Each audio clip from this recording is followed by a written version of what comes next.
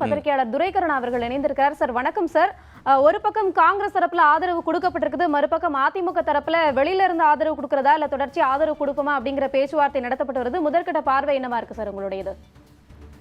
2026 சட்டப்பேரவை தேர்தலில் ஒரு மிகப்பெரிய மகத்தான வெற்றியை பெற்ற தாவேகாவுக்கு ஒரு முழுமையான மெஜாரிட்டி இடம் கொடுக்காதனால ஒரு சிக்கல், இடைக்கால சிக்கல் உருவாகி இருக்கு.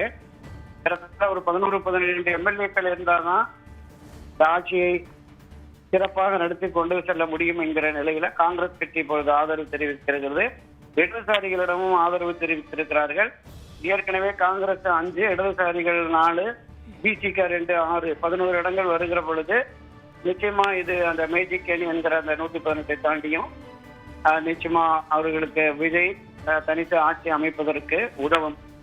இப்ப அதிமுகவினுடைய நிலைப்பாடு என்ன என்பது நமக்கு இன்னும் முழுமையா தெரிய வரல. ஒரு பிரிவினர் தாவேகாவோடு இணைந்து கூட்டணி ஆட்சியில் தொடர்வோம் அப்படிங்கிற மாதிரியான பார்வை இருப்பதாக தெரிகிறது. எடப்பாடி பழனிசாமி உள்ளிட்ட ஒரு சிலர் நாம் வெளியிலிருந்தே ஆதரவு தெரிவிப்போம், அமைச்சரவையில் இடம்பெற வேண்டாம் அப்படிங்கிற பார்வை இருக்கிறதாக சொல்லுறது. என்ன முடிவெடுக்க போகிறார்கள் என்பது நமக்கு இன்னும் அதிகாரப்பூர்வமாக தெரியவில்லை. அதிகாரப்பூர்வமாக தெரிவிக்கிற பொழுதுதான் நாம இந்த தாவேகாவுடைய நிலை என்ன, தாவேகா அதிமுக ஆதரவை எந்த அடிப்படையில் ஏற்கிறது அப்படிங்கறதெல்லாம் நமக்கு தெரிய வரும் சகோதரர்.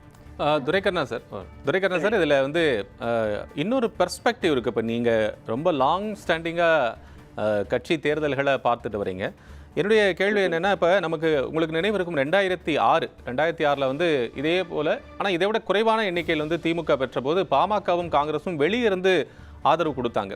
அப்போ கூட அது ஒரு 5 இயர்ஸ் தாங்குமா, இல்லைன்னா மைனாரிட்டி கவர்மெண்ட் அப்படின்னு ஜெயலலிதா அவர்கள் அது விமர்சனம் செஞ்சு நீங்கள் பார்த்துருப்பேன், நம்ம கேட்டிருப்போம், ரொம்ப இருந்தது.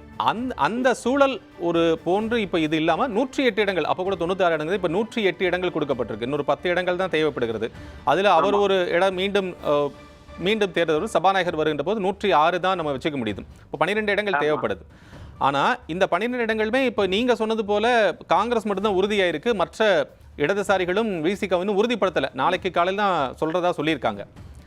இது ஒருவேளை சிபி சண்முகம் அவர்கள் சொல்வது போல ஆதரவு கொடுக்கலாம் அப்படிங்கிற ஒரு நிலைப்பாடும், தங்கமணி அவர்கள் சொல்வது போல வேண்டாங்கிற நிலைப்பாடும், இருவேறு தரப்புல நிலைப்பாடு இருப்பதா அதிமுக புரிஞ்சுக்க முடியுது. இப்போ நீங்க பல காலமா அந்த அரசியல் நகர்வுகளை பார்த்து வரீங்க. ஒருவேளை அதிமுக சப்போர்ட் பண்றதுக்கான வாய்ப்புகள் இருக்கிறதா நீங்க நினைக்கிறீங்க?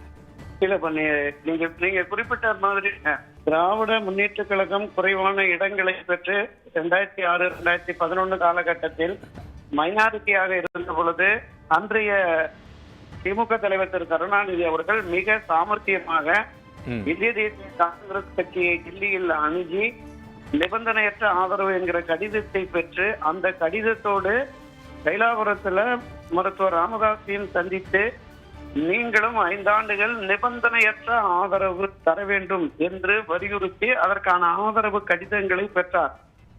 5 ஆண்டுகளும் அந்த ஆட்சி நீடிப்பதற்கு அந்த 2 நிபந்தனையற்ற ஆதரவு கடிதங்கள் அவருக்கு பயன்பட்டது. இன்றைய சூழல்ல நீங்கள் குறிப்பிட்டது போல 12 சட்டமன்ற உறுப்பினர்களின் ஆதரவு இருந்தால்தான் ஒரு நிலையான உறுதியான அரசை அமைக்க முடியும் என்கிற நிலைப்பாடு இருக்கிறது. காங்கிரஸ் கட்சியினுடைய 5, இடதுசாரிகளின் 4, விசிகாவின் 2, 11 இடங்கள் தான் இப்போதைக்கு இருக்கிறது. இதை தாண்டி இன்னொரு பார்வையும் இருக்கிறது. பாட்டாளி மக்கள் கட்சி ஏற்கனவே இந்த தாவேகா மீதான ஒரு பார்வை இருந்தது. இப்போது அவர்கள் அமைச்சர் அவையில் இடம் என்று ஒரு கோரிக்கையை வைத்து இணைகின்ற பொழுது அது கூடுதலாக ஒரு 4 சட்டமன்ற உறுப்பினர்கள் வந்தால் சரியாகிவிடும். அண்ணா திராவிட முன்னேற்ற கழகத்தை பொறுத்தளவில் ஒரு பிரிவினர் வெளியில் இருந்து தாவேகா ஆட்சிக்கு ஆதரவளிப்போம் என்று தெரிவிக்கிறார்கள். ஒரு சிலர் சிபி சண்முகம், வேலுமணி போன்ற ஒரு சில எம்எல்ஏக்கள் இந்த கூட்டணி ஆட்சி என்று தாவேகா அறிவித்திருப்பதால் நாம் அதை இணைந்து கூட்டணி ஆட்சியில் பங்கேற்போம் என்கிற அந்த பார்வை ஒரு சிலரும் இருக்கிறது. இதில் எந்தவித முடிவை எடுக்க போகிறார்கள் என்பது இன்றைக்கோ நாளைக்கோ இன்று இரவுக்குள் நமக்கு தெரிந்துவிடும்.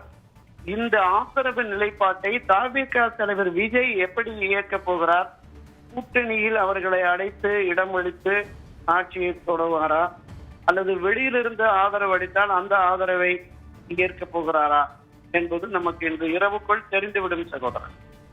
சார், ஆரம்பத்துல இருந்தே தாவேகா மேல ஒரு சாயம் பூசப்பட்டுச்சு, அதாவது மத சாயம் பூசப்பட்டுச்சு. மதவாத சக்திகளுக்கு இடம் கொடுக்க கூடாது, பிளவுவாத சக்திகளுக்கு இடம் கொடுக்க கூடாது அப்படின்னு சொல்லி ஒரு கருத்தை முன்வச்சுதான் காங்கிரஸ் இப்போ கூட்டணியில வந்திருக்கிறாங்க. கிறிஸ்டோடங்கிற தரப்புல இது முன்வைக்கப்பட்டிருக்கு.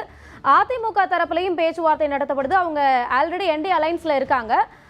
இது மீண்டும் ஒரு ஒரு குற்றச்சாட்டை இல்லைன்னா ஒரு மாதிரியான ஒரு கருத்தை முன்வைக்கிற மாதிரி இருக்குமா சார் தாவேகா மேல?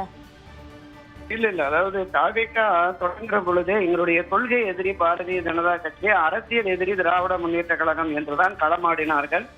திமுக அரசியல் களத்தில் வீழ்த்தி ஆட்சி அதிகாரத்திற்கு வரணும், இந்த தேர்தலில் டிவிகே வர்சஸ் டிஎம்கே அப்படின்னு தான் போனாங்க. இவர்கள் மற்ற அதிமுகவோ மற்ற அரசியல் கட்சிகளோ கடந்த காலங்களில் பாஜக ஆதரவு நிலைப்பாட்டில் இருந்தாலும் அது அந்தந்த தேர்தலின் போது கூட்டணி என்பதோடு முடித்துவிடும். அதற்கு பிறகு எங்கள் கட்சியினுடைய நிலைப்பாட்டுக்கு தகுந்தவாறு நாங்கள் செயல்படுவோம் அப்படிங்கிற மாதிரி வந்துருவாங்க. எனவே இதுல யாரை இணைத்தாலும் தாவேகா மீது, விஜய் மீது பெரிய அளவுல விமர்சனம் வருவதற்கு வாய்ப்பில்லை. அரசியலில் எப்போது வேண்டுமானாலும் எது வேண்டுமானாலும் நடக்கும் என்பதுதான் கடந்த கால அரசியல் வரலாறு. அந்த அடிப்படையில தாவேகா தனக்கான ஆதரவு நிலைப்பாடு வருவதை இணைத்து கொண்டு அமைச்சரவையில் இடம் தந்து கூட்டணி ஆட்சியை அமைக்க போகிறாரா அல்லது வெளியிலிருந்து ஆதரவை ஏற்க போகிறாரா அப்படிங்கறத நம்ம இந்த இரவு அல்லது நாளைக்குள் தெரிந்துவிடும் சார். இணைப்பில் உங்களுடைய கருத்துக்களை பகிர்ந்து கொண்டமைக்கு நன்றி துரைக்கருணா சார்.